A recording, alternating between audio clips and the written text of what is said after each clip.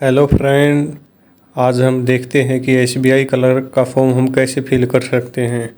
तो उसके लिए हम सबसे पहले गूगल क्रोम पे आते हैं और गूगल क्रोम पे आने के बाद हम लिखते हैं एसबीआई क्लर्क ऑनलाइन। उसके बाद हम यहाँ पे देखते हैं कि हमारे सामने ये साइट खुल के आ गई है और इस साइट पे हम क्लिक करते हैं, जिसके बाद हमारे सामने सरकारी-रिजल्ट.com की ऑफिशियल वेबसाइट खुल के आ जाएगी, जिस पे हमें ये सभी डिटेल इसके बारे में दिखाई गई हैं। एसबीआई क्लर्क की जो टोटल वैकेंसी निकली हुई हैं वो 6589 वैकेंसी हैं और इनकी लास्ट डेट है वो 26 अगस्त 2025 है। फीस पेमेंट की लास्ट डेट भी 26 अगस्त 2025 है। और अगर हम इसकी फ़ीस की बात करें तो जनरल ओबीसी ईडब्ल्यूएस की फ़ीस 750 रुपये है। एससी एसटी पीडब्ल्यूडी की कोई भी फ़ीस नहीं है। यहाँ पर हमें इसकी एग्ज़ाम डेट भी दिखाई गई है। उसके बाद हम आगे एज लिमिट की बात करें तो मिनिमम एज 20 साल रहेगी और मैक्सिमम एज 28 साल रहेगी। यहाँ पर हमें कैटेगरी वाइज 20 की वैकेंसी दिखाई गई है, जो कि आप वीडियो को पॉज करके देख सकते हैं। क्वालिफ़िकेशन की बात करें तो बैचलर डिग्री होनी चाहिए किसी भी स्ट्रीम से और उस स्टेट की हमें लोकल लैंग्वेज की नॉलेज भी होनी चाहिए। यहाँ पर हमें अलग अलग स्टेट वाइज वैकेंसी दिखाई गई हैं, जो कि आप वीडियो को पॉज करके देख सकते हैं। यहाँ पर हमें जो वैकेंसी दिखाई गई हैं वो अलग अलग स्टेट की है। इन सभी में अलग अलग लैंग्वेज मांगी गई है। अलग अलग कैटेगरी वाइज हमें यहाँ पर सभी पोस्ट दिखाई गई हैं। तो आप जो भी पोस्ट अप्लाई करना चाहते हैं वो अपनी लैंग्वेज के अकॉर्डिंग कर सकते हैं। बाद यहाँ पर हमें सिलेक्शन प्रोसेस दिखाया गया है। सबसे पहले रिटन एग्ज़ाम होगा, उसके बाद मेंस का रिटन एग्ज़ाम होगा, उसके बाद लोकल लैंग्वेज का टेस्ट होगा, उसके बाद डॉक्यूमेंट वेरिफिकेशन होगी, फिर मेडिकल होगा। उसके बाद हम नीचे आते हैं तो हमें ऑनलाइन वाला लिंक भी दिखाई दे जाता है और डाउनलोड नोटिफिकेशन के लिए जो लिंक दिया हुआ है वो भी दिखाई दे जाता है। हम ऑनलाइन वाले लिंक पे क्लिक करते हैं और हमारे सामने इसका अगला पेज खुल के सामने आ जाता है, जिसमें हमें सारी बेसिक इन्फॉर्मेशन फिल करनी होती है। जैसे सबसे पहले हमें अपना फर्स्ट नेम फिल करना है, उसके बाद कंफर्म करना है अपना फर्स्ट नेम, उसके बाद अगर हमारा मिडिल नेम है या लास्ट नेम है तो वो भी फिल करना है। उसके बाद नीचे हमें मोबाइल नंबर दिखाया गया है, फिर कंफर्म मोबाइल नंबर दिखाया गया है। इस कॉलम में हमें फिल करना है। नीचे अपनी ईमेल फिल करनी है, फिर कंफर्म ईमेल फिल करनी है। उसके बाद हमें नीचे अपना कैप्चा फिल करना है और सेव एंड नेक्स्ट वाले ऑप्शन पे क्लिक करना है। सेव एंड नेक्स्ट करने के बाद हमारे सामने ये फ़ोटो वाला पेज खुल के सामने आ जाएगा, जिस पे हमें एक फ़ोटो तो खुद का अपलोड करना है और एक लाइव फ़ोटो खींचना है। इस कैप्चर वाले ऑप्शन पे क्लिक करके हम यहाँ पे अपना लाइव फ़ोटो खींच सकते हैं। यहाँ पर हमें कुछ गाइडलाइन दिखाई गई हैं कि हमें अपना फ़ोटो कैसे अपलोड करना है, जिसमें वाइट बैकग्राउंड होना चाहिए। हमें यहाँ पर अपना पिक्सल दिखाया गया है, कितने केबी से कितने केबी के बीच का होना चाहिए। आप सभी ये डिटेल पढ़ के उसके अकॉर्डिंग ही अपना फ़ोटो और साइन अपलोड करें। यहाँ पर आपको अपने फ़ोटो का नाम भी फ़ोटो लिखना होगा और अपने सिग्नेचर का नाम भी सिग्नेचर लिखना होगा, वरना ये आपके फ़ोटो और सिग्नेचर को अपलोड नहीं करेगा। उसी के अनुसार आपको इसके पिक्सल सेट करने होंगे, उसी के अनुसार आपको इसकी साइज़ सेट करना होगा।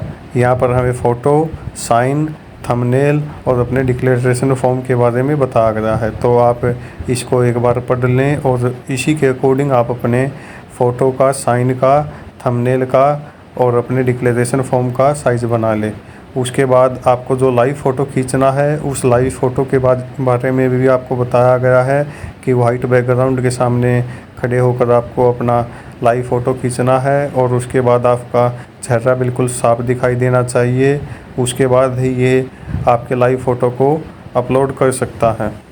यहाँ पर हमें एक QR कोड दिखाया गया है, जिसके ऊपर हम अपने गूगल पे जाने के बाद हम इस QR कोड को स्कैन कर सकते हैं। स्कैन करने के बाद हमें ये इसकी ऑफिशियल वेबसाइट पे ले जाएगा और वहाँ पर जाकर हम अपने फ़ोन से लाइव फ़ोटो खींच सकते हैं। तो आप इस QR कोड को स्कैन करके अपना फ़ोटो खींच सकते हैं।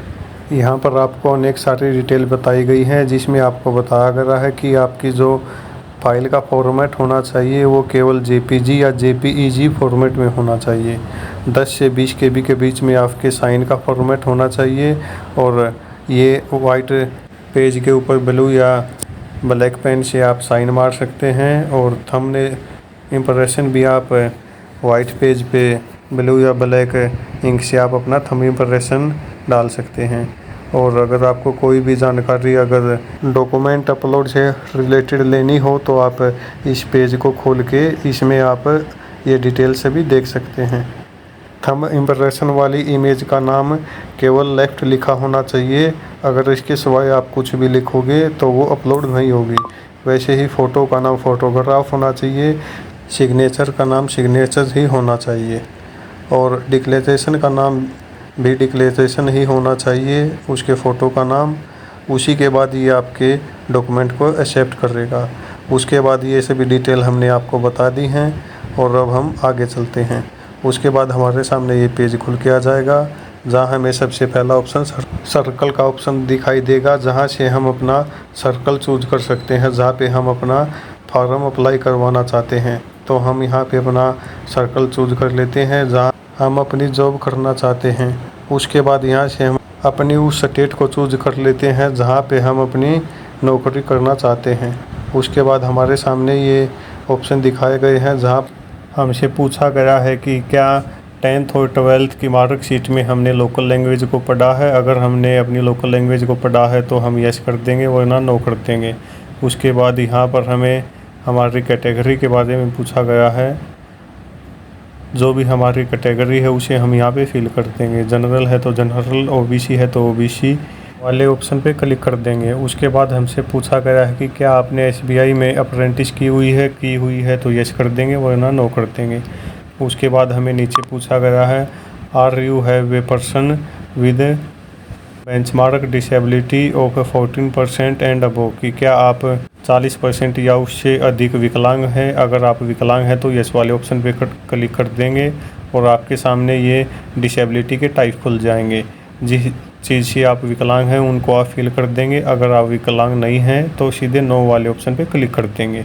इन पूछे गए ऑप्शनों में से केवल हमें उन्हीं ऑप्शनों को फिल करना है जिनके ऊपर स्टार का निशान है, क्योंकि वो इम्पोर्टेंट होते हैं और उनको फिल किए बगैर हम अगले पेज पे नहीं जा सकते। इसलिए हम जो इम्पोर्टेंट हैं केवल उन्हीं को फिल करेंगे। नीचे फिर से हमें डिसेबिलिटी के बारे में पूछा गया है तो हमने यहाँ पे नो कर दिया है। उसके बाद हमारे रिलीजियन के बारे में पूछा गया है तो जो भी आपका रिलीजियन है वो यहाँ पे फिल कर देंगे। अगर आप हिंदू हैं तो हिंदू, मुस्लिम है तो मुस्लिम। उसके बाद नीचे हमारी नेशनलिटी के बारे में पूछा गया है तो यहाँ पे हमें अपनी नेशनलिटी इंडियन फिल करनी है। और उसके बाद हमसे पूछा गया है कि क्या आप विडो हैं या डिवोर्स हैं या आपने दोबारा से शादी की हुई है, तो इसमें हम नो कर देंगे। उसके बाद अगर आप एक्स सर्विसमैन हो तो उसमें यस कर देंगे, वरना नो कर देंगे। तो हमने इन सभी फील्ड में नो कर दिया है। तो नीचे हम आएंगे, हमें यहाँ पे लिखा हुआ है are you already working in SBI, तो हम यहाँ भी नो कर देंगे क्योंकि हमने एसबीआई में कभी वर्क नहीं किया है। यहाँ पे लिखा गया है कि क्या आपने पहले कभी क्लरिकल कैडर से रिजाइन किया हुआ है, तो हमें यहाँ भी नो करना होगा। तीसरे ऑप्शन में हमसे पूछा गया है कि क्या आपने कभी एसबीआई से लोन लिया है या आप डिफॉल्टर हैं, तो हम यहाँ पर भी नो करते हैं। इससे अगले ऑप्शन में भी हम नो कर देंगे और उसके बाद हम यहाँ से अपना एग्ज़ाम सेंटर चूज कर लेंगे। जो भी हमने अपना एग्ज़ाम सेंटर चूज किया हुआ है उसी के अकॉर्डिंग हमें यहाँ रेफरेंस दिखाएगा कि उस स्टेट में कौन से एग्ज़ाम सेंटर है और हम किस एग्ज़ाम सेंटर के अंदर अपना एग्ज़ाम देना चाहते हैं। पहले 2 सेंटर हमें अपने प्री एग्ज़ाम के लिए चूज करने होंगे। उसके बाद हमें 2 सेंटर अपने मेंस एग्ज़ाम के लिए चूज करने होंगे। ये 2 सेंटर हम अपने प्री एग्ज़ाम के लिए चूज कर लेते हैं और उसके बाद हम अपने मेन एग्ज़ाम के लिए अपने सेंटर चूज करते हैं। तो आप अपने अकॉर्डिंग अपने एग्ज़ाम सेंटर चूज कर सकते हैं। जो भी आपको अच्छा लगे, जो नज़दीक लगे, उस एग्ज़ाम सेंटर को आप चूज कर सकते हैं। तो हम अब अपने एग्ज़ाम सेंटर को चूज करने के बाद आगे चलते हैं। हम केवल एक सेंटर को एक ही बार चूज कर सकते हैं, उसी सेंटर को हम दोबारा से चूज नहीं कर सकते। इस बात का आपको ध्यान रखना है। उसके बाद हमें दिखाया गया है कि आपको केवल वही आईडी लेके आनी है जिसमें आपका नाम और सभी डिटेल आपके डॉक्यूमेंट्स के अकॉर्डिंग हो। तो यहाँ पर हम टिक के निशान पे क्लिक करके अपनी वो आईडी को चूज कर लेते हैं जो हम अपने एग्ज़ाम सेंटर में लेके जाएंगे। तो यहाँ से हम अपने आधार कार्ड को चूज कर लेते हैं और अपनी आईडी पर उसका नंबर यहाँ पे फिल करते हैं। यहाँ पर हम अपने आधार कार्ड का नंबर फिल कर लेंगे और उसके बाद नीचे दिए गए ऑप्शन पे हमें दिखाया गया है कि आप मेन और प्रतीक किस लैंग्वेज के अंदर देना चाहते हैं। तो हम हिंदी और वाले ऑप्शन पे क्लिक कर लेते हैं। उसके बाद हमसे हमारी डेट ऑफ बर्थ के बारे में पूछा गया है। जो भी हमारी डेट ऑफ बर्थ है उसे हम यहाँ पे फिल कर लेते हैं। सबसे पहले डे लिखा जाएगा, उसके बाद मंथ और उसके बाद ईयर लिखा जाएगा। उसके बाद हमसे हमारा जेंडर पूछा गया है और उसके बाद हमसे पूछा गया है कि क्या आप जुड़वा भाई या बहन हैं। अगर आप जुड़वा हैं तो यस कर देंगे, वरना नो कर देंगे। उसके बाद आपसे अपने जुड़वा भाई या बहन का जेंडर पूछा गया है। उसके बाद आपसे पूछा गया है कि आप मैरिड हो या अनमैरिड हो। उसके बाद आपको आपके आधार कार्ड का नंबर फिल करना है। उसके बाद आपको अपने आधार कार्ड की वेरिफिकेशन वाले ऑप्शन पे यस करना है। जी, आपको अपना फादर नेम फिल करना है। उसके बाद आपको अपना मदर नेम फिल करना है। अगर आपकी शादी हो चुकी है तो अपने पति या पत्नी का नाम यहाँ सपूशियस फर्स्ट नेम वाले ऑप्शन में फिल करना है। उसके बाद आपको अपना फुल एड्रेस फिल करना है, जिसमें स्टेट, डिस्ट्रिक्ट और आप जिस गांव में रहते हैं या आपके नियर बाई कोई है तो एड्रेस 1 वाले ऑप्शन में फिल कर देंगे। उसके बाद यहाँ same as address as correspondence वाले ऑप्शन के सामने क्लिक कर देंगे तो आपका जो ऊपर वाला एड्रेस है वहीं नीचे वाले ऑप्शन में फिल हो जाएगा। उसके बाद नीचे कोरस्पोंडेंस वाले एड्रेस पे क्लिक करने के बाद सेव एंड नेक्स्ट वाले ऑप्शन पे क्लिक कर देंगे। यहाँ हमें अपनी क्वालिफ़िकेशन डिटेल फिल करनी होगी, जिसमें सबसे पहले अपनी ग्रेजुएशन की डिटेल फिल करेंगे। जहाँ पर हमें सबसे पहले ऑप्शन आता है पास का या अपीयर्ड का, तो हम यहाँ पे पास फिल करेंगे। उसके बाद हमने जो भी साइड से अपनी ग्रेजुएशन की हुई है उसका नाम चूज कर लेंगे। उसके बाद अपनी कॉलेज या यूनिवर्सिटी का नाम यहाँ पे डालेंगे और अपनी कॉलेज या यूनिवर्सिटी का नाम फिल करने के बाद अपना पासिंग डेट, मंथ और ईयर यहाँ पे डाल देंगे। उसके बाद हमने जितनी परसेंटेज यहाँ पे ली हुई है वो परसेंटेज डालेंगे। परसेंटेज के अकॉर्डिंग अपनी क्लास डालेंगे और नीचे हमें अगर कोई भी वर्क एक्सपीरियंस है तो उसको फिल करेंगे। यहाँ पर हमें अपना वर्क एक्सपीरियंस फिल करने के लिए सबसे पहले एम्प्लॉयर का नाम देना होगा, अपने पद का नाम देना होगा, कब से कब तक हमने काम किया है वो लिखना होगा, नेचर ऑफ ड्यूटी में हमारा काम क्या था वो लिखना होगा और रीजन ऑफ लिविंग में जॉब छोड़ने का कारण लिखना होगा। तो नीचे हमें जो ऑप्शन दिखाए गए हैं इनमें पूछा गया है कि आप कौन सी लैंग्वेज पढ़ सकते हैं, लिख सकते हैं और बोल सकते हैं। तो हम एक तो हिंदी डालेंगे और एक इंग्लिश डालेंगे और तीनों ऑप्शनों पे क्लिक कर देंगे। और तीनों ऑप्शनों पे क्लिक करने के बाद हम नीचे जाके स्क्रॉल करते हैं और नीचे वैलिडेट योर डिटेल वाले ऑप्शन पे क्लिक करते हैं। अगर आपकी सभी जानकारी ठीक है तो आपको सेव एंड नेक्स्ट करना है और यहाँ पे हम जितनी भी अपनी डिटेल फिल की हुई हैं उनको एक बार सही से चेक कर लेंगे। अगर कोई भी हमारी जानकारी जो लिखी वो गलत दी जाती है तो हम एडिट वाले ऑप्शन पे क्लिक करके यहाँ से अपनी इन्फॉर्मेशंस को सही कर सकते हैं। तो हम एक बार अच्छे से चेक कर लेंगे। अगर कोई भी गलती हो गई है तो हम उसे ठीक कर सकते हैं। उसके बाद हम सेव एंड नेक्स्ट वाले ऑप्शन पे क्लिक करने के बाद हम कोई भी बदलाव नहीं कर सकते हैं। सारे इन्फॉर्मेशन को अच्छे से देखने के बाद हम अपनी फ़ीस को पे कर सकते हैं। फ़ीस को पे करने के बाद हम इनमें बदलाव नहीं कर सकते, इसलिए हम अपनी सभी इन्फॉर्मेशन को अच्छे से चेक कर लेंगे। अगर कोई भी गलती होगी तो हम उन्हें एडिट वाले ऑप्शन पे क्लिक करके ठीक कर सकते हैं, इसलिए हम इनको अच्छे से चेक कर रहे हैं। तो उसके बाद हम देख सकते हैं कि हमारे सामने ये 2-3 ऑप्शन आ गए हैं। तो उनमें से हमें ऊपर वाले 2 ऑप्शनों पे क्लिक करना होगा और उसके बाद हम कंप्लीट रजिस्ट्रेशन वाले ऑप्शन पे क्लिक कर देंगे। तो उसके बाद कंप्लीट रजिस्ट्रेशन वाले ऑप्शन पे क्लिक करने के बाद हम आगे चले जाएंगे, जहां पर हमें अपना लेफ़्ट थंब इम्प्रेशन का फ़ोटो अपलोड करना होगा और अपना हैंड रिटन वाला पेज अपलोड करना होगा। तो यहाँ पर हमें वो सभी गाइडलाइन दिखाई गई हैं जिसके बारे में हम पहले भी बात कर चुके हैं कि कैसे कैसे कितने पिक्सल में कितने KB का साइज़ इसका होना चाहिए लेफ़्ट हैंड के इम्प्रेशन का, और डिक्लेरेशन वाले फॉर्म में क्या साइज रखना है। तो ये सभी जानकारी आप इस पेज पे जाके देख सकते हैं।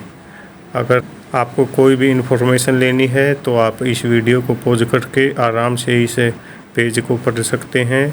इसी के अकॉर्डिंग आपको अपने डॉक्यूमेंट का नेम फिल करना है, इसी के अकॉर्डिंग आपको इसका साइज़ बनाना है। उसके बाद हम डिक्लेरेशन वाले फॉर्म का सैंपल आपको दिखा देते हैं कि आपको अपने डिक्लेरेशन वाले फॉर्म में क्या क्या फिल करना है। इसका मेन मकसद आपकी हैंडराइटिंग देखने का होता है, इसलिए इसे आप खुद लिखें और उसके बाद इसे अपलोड कर दें। उसके बाद हम पेमेंट वाले ऑप्शन पे आ जाते हैं और यहाँ पर हमें दिखाया गया है कि हमारी पेमेंट 750 रुपये लगेगी। नीचे हम अपना कैप्चा फिल कर लेते हैं और उसके बाद सबमिट वाले ऑप्शन पे क्लिक कर देते हैं। उसके बाद ओके वाले ऑप्शन पे क्लिक करके हम अपनी फ़ीस काट सकते हैं। अगर आपको जानकारी पसंद आई हो तो वीडियो को लाइक करें, शेयर करें, सब्सक्राइब करें। Thank you.